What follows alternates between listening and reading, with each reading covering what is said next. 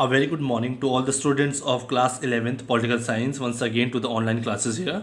Students, we had done two parts of our first chapter, that is constitution why and how, and today we are going to do the third part of our first chapter.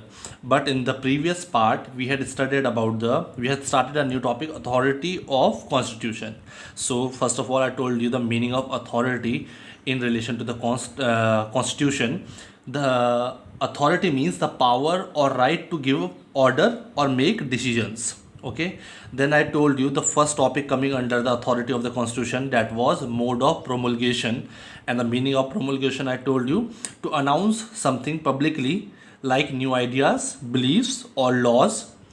And here mode of promulgation we are talking about in terms of constitution, how constitution came into being, who are the people who had the authority to frame our constitution, and how this idea came into being. So today the third part or the subtopic of this under authority of constitution is balanced institutional design. So today we are going to study this particular topic under the chapter constitution why and how. This is a third part and topic is balanced institutional design. But before I move forward, I hope you are watching the tutorial videos which have been uploaded on the days which have been assigned to you. And also I hope you are doing all the assignments which I am giving you after each and every lectures, and those questions are related to the topics which we are covering in each part. And also you need to read your NCERT books as I have told you in the last videos also. So today this topic is going to be a bit easier one for you, like balanced institutional design. So basically this institutional, we are talking about the constitution, how a constitution should be balanced, what should be a particular design of a constitution, that all the powers should be balanced, all the individuals should have faith on the constitution, and they should feel that they are living in a nation under a constitution where is a sense of we can say equality, sovereignty, it's a secular nation, and the other things which we will read under preamble of the constitution. So it's written here, balanced institutional design, we can say that well crafted constitution or well drafted framework of the constitution. How constitution was framed, that all the powers were balanced in such a way that the needs and demands and wishes of all the people and all the institutions were equally treated and fulfilled. So the first point coming under this is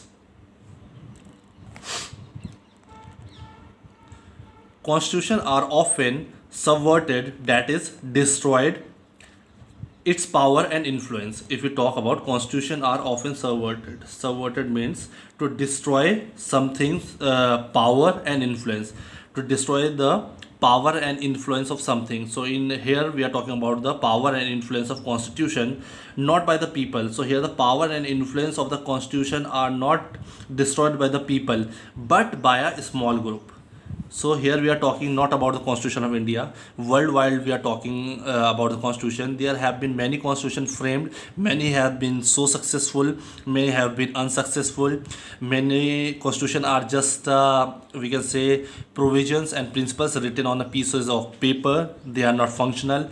And in some part of the world they are still under construction. They are trying to frame their constitution, as they are saying in the countries which have been very much successful in making a balanced constitution. So here it's written, constitution are often subverted. Okay, that is the power and influence of constitution are subverted or destroyed not by all the common people of the country but by a small group, and this small group may be the elite group of a particular country or politically influenced people or a community which is in majority, we can say. Okay, so these small groups try to subvert the powers and influence of the constitution, who wish to enhance their own power because they want the domination of their power in that particular country. So they try to frame the constitution and the provisions in a constitution in such a way that the most of the powers are in the hands of that smaller group who is having the most influential impact on the society. So this is the example of the countries which have been unsuccessful in balancing the constitution.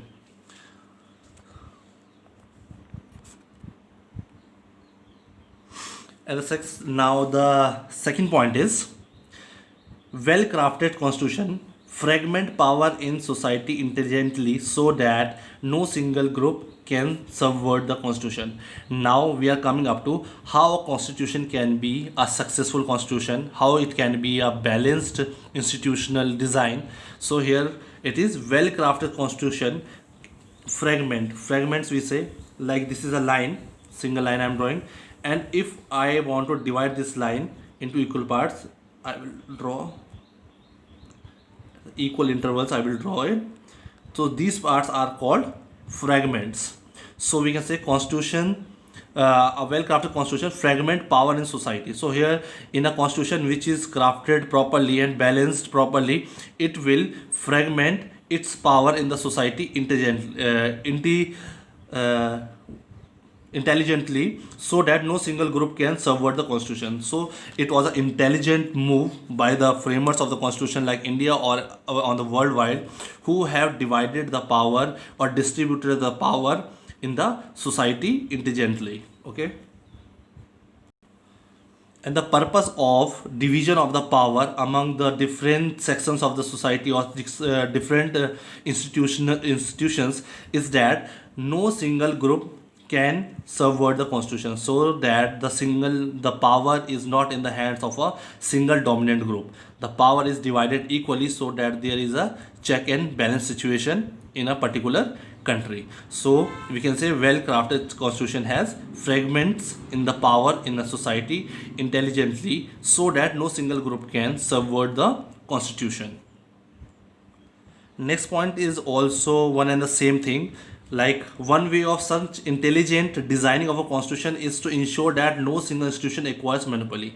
The basic we can say reason for the fragmentation of the power in a society, the basic purpose is to ensure that there is no monopoly, of power, that the power does not lies in one hand or the section of a society or a small section of a society who shows its dominance on the other communities of a country. So that is why there is a fragmentation of the power or the division of the power between the different institutions.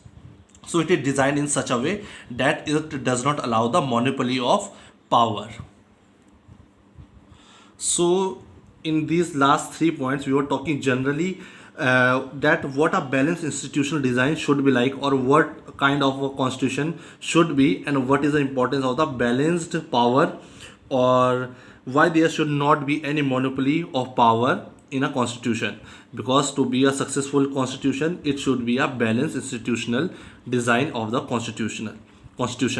So now moving now into the example for the Indian constitution. For example, we are taking the Indian constitution now, talking about the Indian constitution and what type of a balanced institution it has. We are talking about the Indian constitution. For example, horizontally fragments power across different institutions like the legislature, executive, and the judiciary. You have studied this in class 9, 8th also, 9th also, and 10th also. What these are called the three important organs of the government: legislature, executive, and judiciary. Legislature has, these are the representatives which you elect through the voting, and they make laws for you. The executive are the ones who implement those laws made by the legislature in the parliament, and judiciary looks after that all the laws are implemented properly with fundamental principles according to the constitution. They are not violated by anyone. Okay, so these are the functions of the three organs of the this government. And even independent bodies like election commission. So we are saying that power has been divided in India horizontally across different institutions. There are different institutions like legislature, executive, and judiciary, and even individual bodies, independent bodies like election commission. So between them the power has been divided equally, we can say. So horizontally they are divided, like judiciary, executive, and legislature. 1, 2, and 3. These are the organs of government. So why this institutional design has been placed in the Constitution of India. There must be a reason, and the reason was they wanted the power should be fragmented in such a way that those powers are balanced, and the powers are not in the hands of a single community or a single group or in a single institution, so that there is no monopoly of the power. That's why, and they can have the check and balance on each other.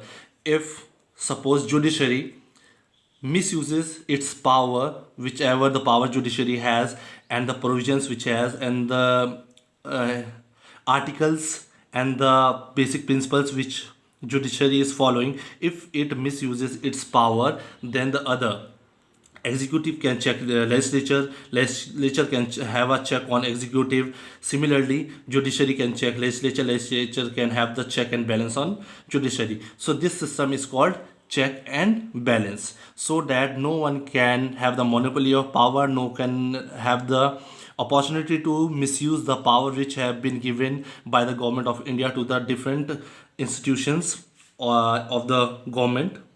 Okay, now moving forward,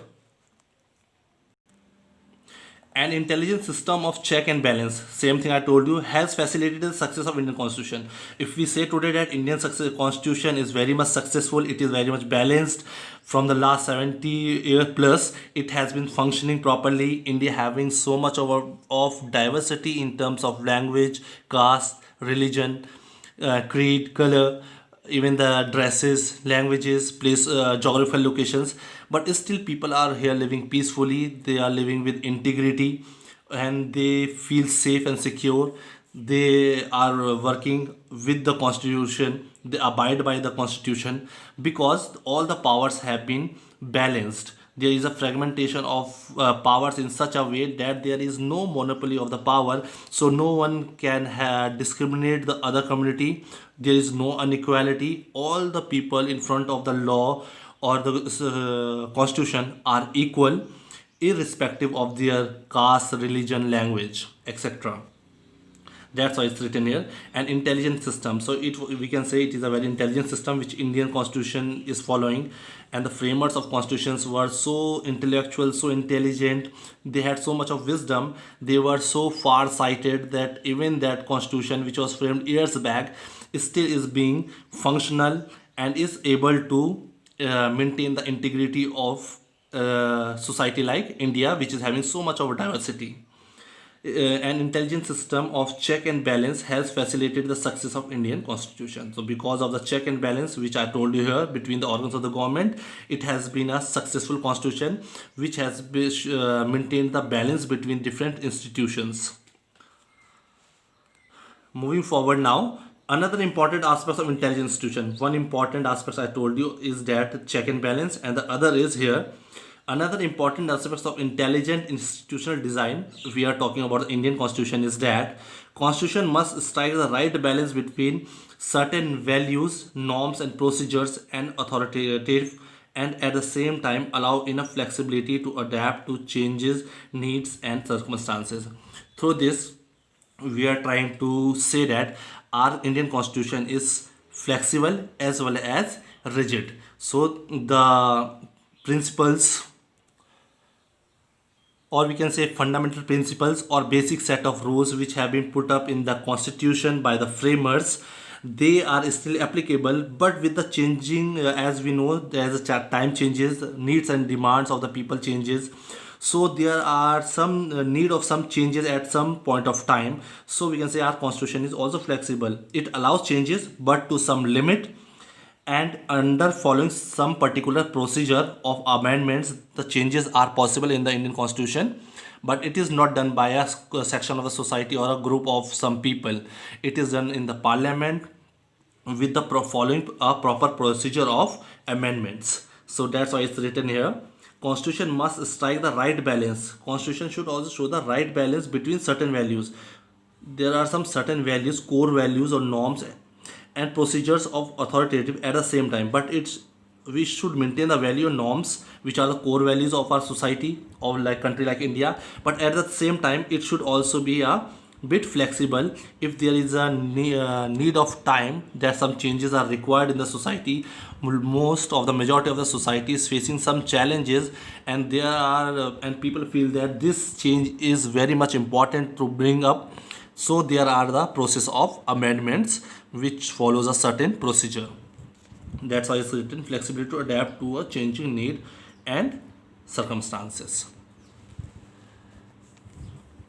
In the same context, this next point explains here, too rigid a constitution is likely to break. Under the weight of change, a constitution that is, on the other hand, too flexible will give no security and identity to people. So it is talking about both the extreme conditions of a constitution. Suppose this is a constitution, it's a pencil, this is rigid. If I try to bend it, change its shape and size, it will break.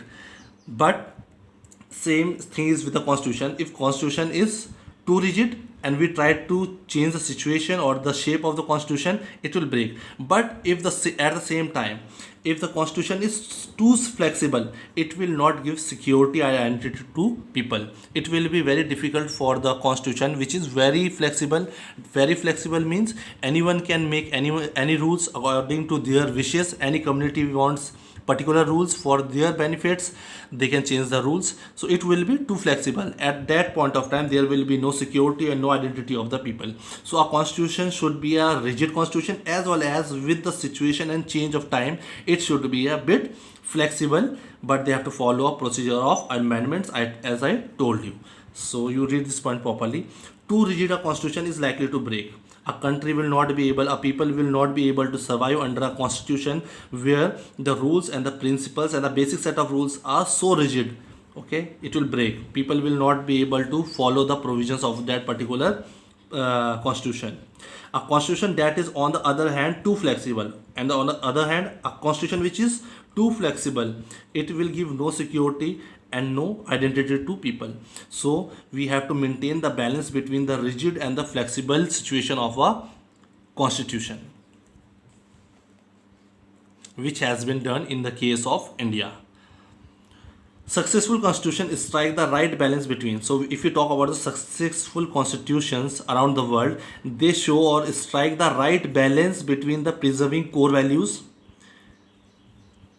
It should be rigid if it comes about the core values like sovereignty, independence of a country.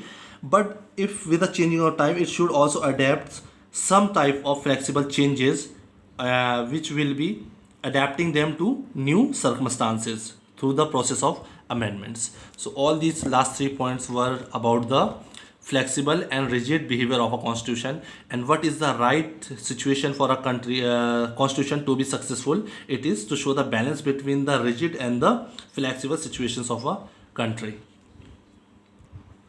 So this was the last point I read about the balanced institution design. So here we were talking about the what kind of a constitution should be, that it is called a successful constitution. The most important thing is it should be a balanced institution through the fragments of power, division of powers, and there should be no monopoly of power for a constitution to be successful. Now coming up to the next subheading of the authority of the constitution.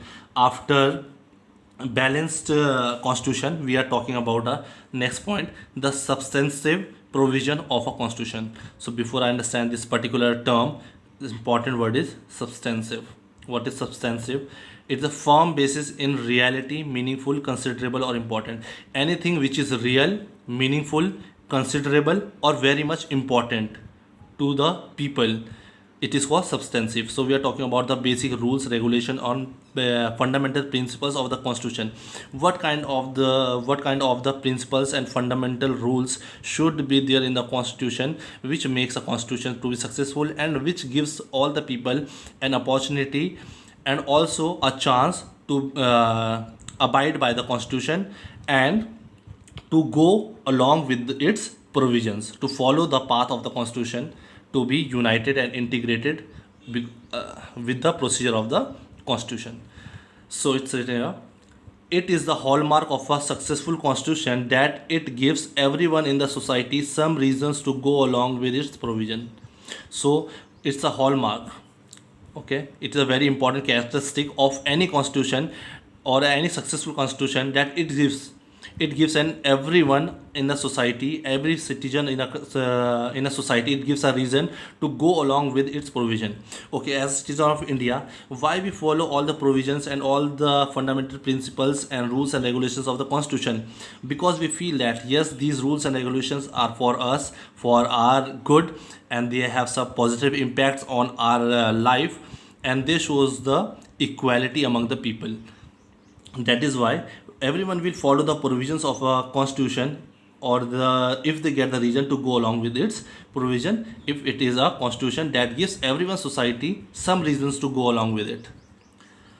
If a constitution allows majority of people, minority groups would give minority no reason. So for instance, we are taking an example. There is a constitution which allows majority to appear to oppress minority groups. So if there is a constitution which allows a majority group to suppress or discriminate the minority groups, in that case, would minorities will get a reason to go along with the provision of a constitution? Will the minority people who have been suppressed, oppressed and discriminated by the majority, according to the constitution, will the minority people follow the provision of the constitution in any case?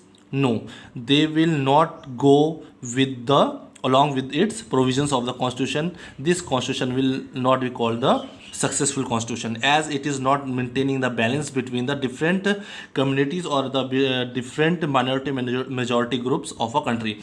Of course, there are different sections, communities and minority majority groups in a country, but constitution should have provisions, some fundamental principles, rules and regulation in such a way that it give representation to each and every citizen, every society, every community equally. Every citizen should feel that it has the importance equally in the representation of its government or the country. So I have taken out some examples for you. Like if we talk about the racial discrimination in South Africa. What was the racial discrimination? This was the discrimination between the black and the white. So could we say that that constitution would be very much successful if that constitution was allowing or giving the opportunities to the white people to discriminate the black people? So this is like, if you talk about India, gender basis inequality in many countries, and in countries in newly independent countries like India also, in the beginning there were problems of gender based inequality. As we see in most of the developing countries, society are male dominated countries where the males are given the most importance. So these are the inequalities where people will, if the constitution allows this type of inequality, the people will not have any reasons to go along with that constitution or with the provisions of that constitution. It will be unsuccessful. Like India has now eradicated untouchability, but previously this was a problem in India also, caste based problems, this untouchability. If this problem constitution of India would have supported, so this section of the society would have not gone along with the provision of the constitution of India. So here we are talking like all the people of the society must have some reason, some basic conditions, so that they feel that this constitution is for them, for the good for them, for the positivity for them, so that they can move with the constitution, they can follow it, they can accept all the norms of the constitution and abide by it. Like caste, religion, inequality, discrimination, these all are the examples of the constitution. If a constitution allow this type of discrimination and inequalities between the citizens or the individuals of a country, so it will we can say that constitution can never be a successful constitution, because it is not maintaining the balance between the different communities or the sections of the society. So this is we read about, so this is the major topic of study in this particular part. The more a constitution preserves the freedom and equality of all its members, the more likely it is to be succeed. So the two important things are freedom and equality. If everyone is given the freedom and equality, of course there should be some constraints to equality, freedom. It does not mean we can do anything, but freedom and equality should be equal for everyone, irrespective of their caste, religion, community, etc. As we know, in country like India there is so much of diversity, so we are talking about freedom and equality, that all should be treated equally. Equal opportunities should be availed to each and every citizen of our country. Or even the backward societies or the communities should be given special reservations, as it is in the case of India, to uplift them. The more a constitution preserves the freedom and equality of all its members, if a constitution preserves and saves and promotes freedom and equality to of all its members, the more likely it is to succeed. That constitution will succeed and be successful in maintaining the balance among the people. This is done in this particular part. Next topic we shall be doing in the next part. Till then, thank you, and I shall be giving you certain questions of this particular parts which we have done today. Balance institution design also we have done today, and I hope you will you are submitting your homework on the given submission date. And also, if you want to make the notes, you can make your notes and keep reading NCERT books also. Till then, thank you.